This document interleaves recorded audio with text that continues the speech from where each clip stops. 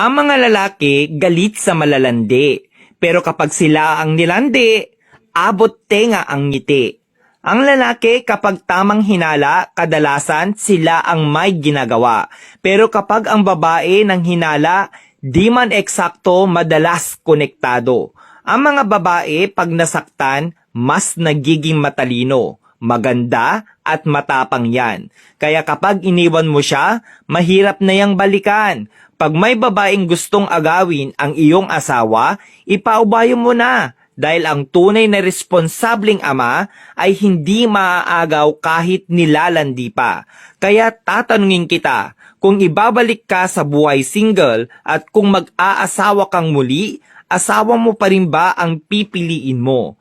Tandaan mo, wala naman talagang pinanganak na manloloko. Di lang talaga na itanim sa pag-iisip nila ang tunay na kahulugan ng seryoso, respeto at kontento.